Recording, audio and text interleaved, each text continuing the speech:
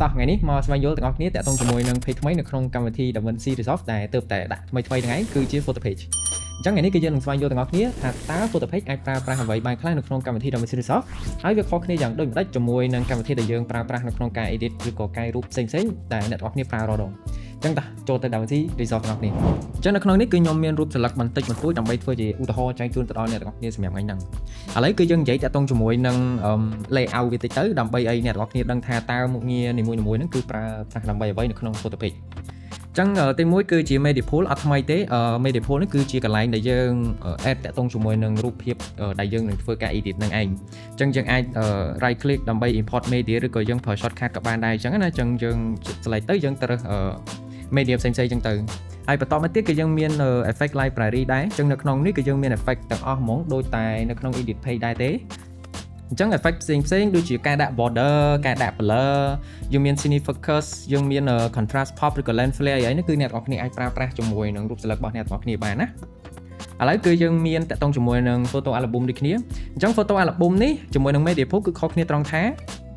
អ្នកទាំងអស់គ្នាគឺយក select មកយកមកដាក់ media pool បន្តមកទៀតបើអ្នកទាំងអស់គ្នាបង្កើតតាក់ទងជាមួយនឹង photo album មួយដើម្បីធ្វើជា album នៅក្នុងការកែពណ៌វា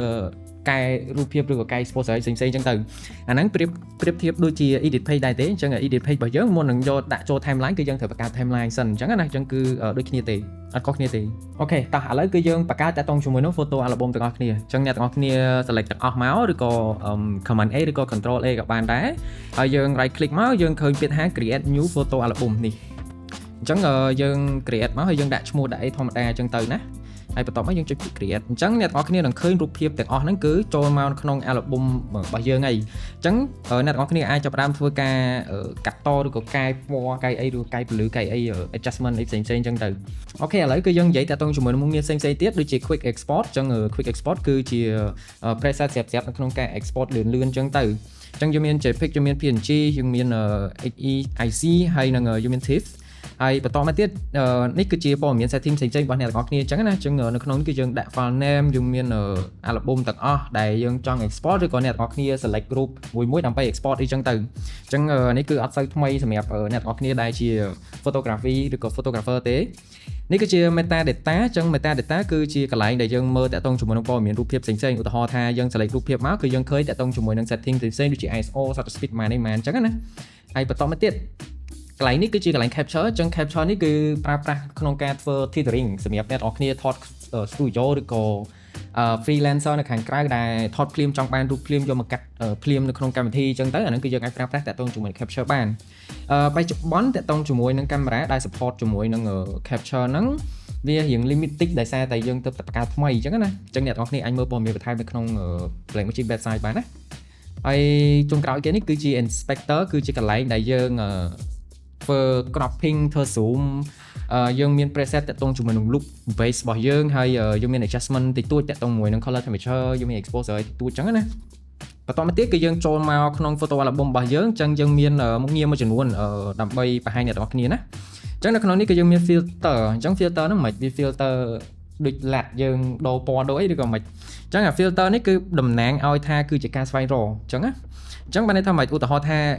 យើងមានរូបខ្លះយើងយកបានរូបខ្លះយើងយកអត់បានរូបខ្លះវាស្អាតរូបខ្លះវាដូចយកបន្តិចអត់បន្តិចរៀងស្ទាក់ស្ទើរចង់មើលរូបនេះរូបនោះសិនអញ្ចឹងមុខងារ filter នេះគឺជំនួយឲ្យអ្នកទាំងអស់គ្នាត្រង់ចំណុចហ្នឹងឯងអញ្ចឹងយើងចូលមកឧទាហរណ៍ថារូបនេះមើលទៅគឺស្អាតមែនតើអញ្ចឹងខ្ញុំឆ្លាញ់ខ្ញុំឲ្យផ្កាយ5មួយខ្ញុំដាក់បេះដូងឲ្យរូបហ្នឹងមួយអញ្ចឹងអ្នកទាំងអស់គ្នាឃើញផ្កាយ5នៅលើបេះដូងផ្កាយ5នៅលើរូបហើយហ្នឹងបេះដូងលើ select របស់យើងអញ្ចឹងឥឡូវយើងចាប់តាម random ទៅដើម្បីបង្ហាញអ្នកនរគ្នាណាអញ្ចឹងយើងមានផ្កាយ2ផ្កាយ3ផ្កាយ1យើងមាន flat យើងមានពណ៌យើងមានអី mark អីខ្លួនអញ្ចឹងណា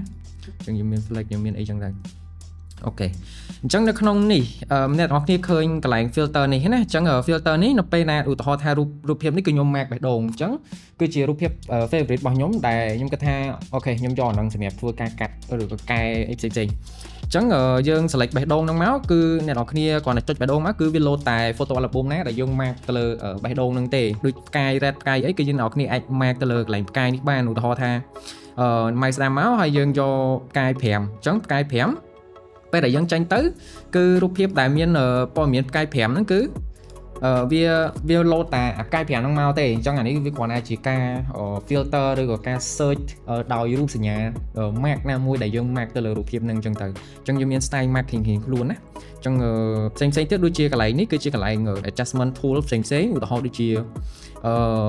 ការ set តាក់ទងជាមួយនឹង ratio ការ cropping ទៅលើរូបភាពនីមួយៗអីចឹងគឺអ្នកនរគ្នាធ្វើការ crop នៅនេះបានឬក៏ crop តាក់ទងជាមួយនឹង source នៅនេះក៏បានដែរអញ្ចឹងអាហ្នឹងគឺយើងប្រើប្រាស់បានទាំងអស់ឥឡូវសំណួរសួរថាមានតែប៉ុណ្្នឹងឯងហើយអត់ចុងមិនកែមានបន្តិចបន្តួចអញ្ចឹងដូចយើងដឹងស្រាប់អីយើងចំណេញត្រង់មួយត្រង់ថា DaVinci គឺយើងមានតាំងពីFusion page យើងមានតាំងពី color page យើងមានតាំងពី fairlight page យើងមានច្រើនអញ្ចឹងណាអញ្ចឹងនៅក្នុងនោះគឺយើងប្រើប្រាស់ជាលក្ខណៈ ecosystem ដែល page ទាំងអស់នោះគឺយើងដំណើរការចូលគ្នាអញ្ចឹងបានន័យថាម៉េចឧទាហរណ៍អ្នកទាំងអស់គ្នាមានរូបស្លឹកបែបចេះអញ្ចឹងទៅអញ្ចឹងនៅក្នុងនេះគឺយើងគ្រាន់តែ base តាក់ទងជាមួយនឹង adjustment ផ្សេងៗឬក៏យើងធ្វើការ edit តាក់ទងជាមួយនឹង raw setting ផ្សេងឥឡូវគឺអ្នកទាំងអស់គ្នាចូលមក color page មួយខ្ញុំមកដើម្បីយើងមើលទៅលើមុខងារផ្សេងៗនៅក្នុងហ្នឹងអញ្ចឹង photo គឺជារូបស្លឹករបស់យើងនេះគឺយើងអាចប្រើប្រាស់តាក់ទងជាមួយនឹង photo page បាន full set full មុខងារតែម្ដងគ្រាន់តែថា AI ក្រោយៗនេះគឺអត់ទាន់ប្រើប្រាស់បានមួយចំនួនមិនមែនថាអត់ទាំងអស់ទេណាគឺមួយចំនួនតែឧទាហរណ៍ថាទៀមទាយ tracking អីញ៉ៃអញ្ចឹងទៅឬក៏ AI មួយចំនួនផ្សេងទៀតដែលខ្ញុំអត់ទាន់បានតេស្តដឹងអញ្ចឹងណាអញ្ចឹងបើសិនជាអ្នកទាំងអស់គ្នាដឹងអាច comment ប្រាប់ខ្ញុំខាងក្រោមផងអញ្ចឹងនៅក្នុងនេះគឺខ្ញុំតេស្តជាមួយនឹង Magic Mask ឲ្យអ្នកទាំងអស់គ្នាទៅឥឡូវយើងយកកៅកូនស្រីនេះមួយទៅយើង shift X មកដើម្បីមើល highlight ឬក៏អ្នកគ្នាចុច button ខាងលើនេះក៏បានដែរណាបន្តមកទៀត setting ផ្សេងៗយើងដាក់ pattern ចោលទៅហើយយើងធ្វើសេរីតាក់ទងជាមួយនឹងពណ៌ផ្សេងៗឧទាហរណ៍ថាពណ៌បៃតងអ្នកគ្នាចង់ដូរពណ៌ទៅពណ៌អីផ្សេងអញ្ចឹងទៅគឺយើងអាចលេងតាមនឹងបានទៀតអញ្ចឹងណាអញ្ចឹងយើងមើលតាមនឹងមកចឹងបានពណ៌អីអញ្ចឹងទៅគឺស្រឡាញ់ដាក់មិនអីដាក់អញ្ចឹងទៅគ្រាន់តែថាអីដែលខ្ញុំចង់បញ្ជាក់ហ្នឹងគឺអ្នកទាំងអស់គ្នាអាចប្រើប្រាស់តាក់ទងជាមួយនឹង AI Magic Mask ដើម្បី mask ទៅលើតួអង្គរបស់យើងអីអញ្ចឹងទៅអញ្ចឹងគឺយើងអាចប្រើប្រាស់បានណាហើយ AI ផ្សេងៗដូចជា Significance ក៏យើងអាចប្រើប្រាស់បានអញ្ចឹងអ្នកនរគ្នាឃើញអានេះគឺដោយសារតែ AI Significance នេះវាយ៉ាងធ្ងន់អញ្ចឹងខ្ញុំដាក់ឲ្យព្រោះបង្ហាញអ្នកនរគ្នាអញ្ចឹងយើងឃើញ result អីអញ្ចឹងទៅអញ្ចឹងខ្ញុំគ្រាន់តែចុច result មកគឺវាមកសតូដែរបានវា load មកអញ្ចឹងណាអញ្ចឹងរូបនេះដូចជាជាប់ក្របជាមួយខ្ញុំមើលជាប់ក្របអញ្ចឹងយើងដាក់មកវិញមកនេះ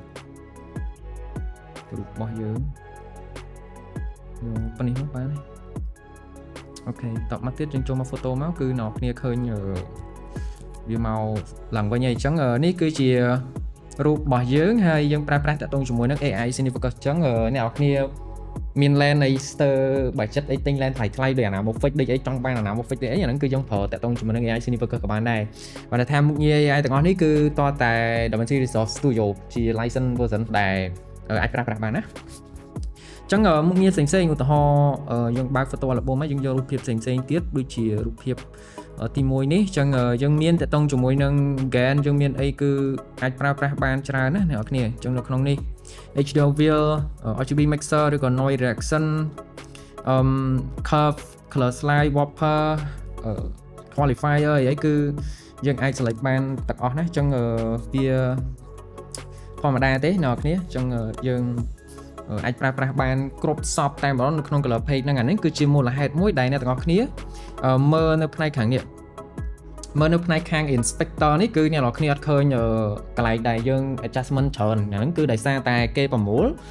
កន្លែងហ្នឹងគឺមកក្នុង color page ទាំងអស់ហ្មងដើម្បីអីវាមានភាពងាយស្រួលដែរឧទាហរណ៍ថាយើងធ្លាប់តែប្រើ color page នៅក្នុង DaVinci Resolve គឺកាយតាក់ទងជាមួយនឹងវីដេអូផ្សេងៗអញ្ចឹងយើងធ្លាប់ដៃធ្លាប់ជើងឲ្យមិនអញ្ចឹងអីអញ្ចឹងបើសិនជាចង់កែ select ហេតុអីមិនយក color page ដើម្បីមកកែតាក់ទងជាមួយនឹង select ទៅអញ្ចឹង workflow ដូចគ្នា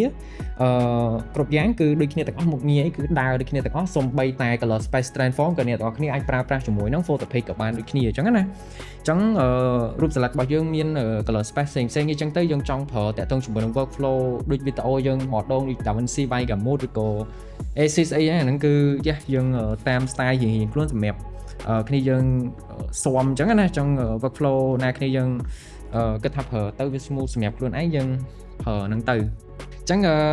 គឺ photo page របស់ខ្ញុំគឺខ្ញុំមានតែប៉ុណ្្នឹងទេជួបអ្នកនរគ្នាជាមួយនឹង topic ផ្សេងៗទៀតនៅវីដេអូក្រោយបាយបាយ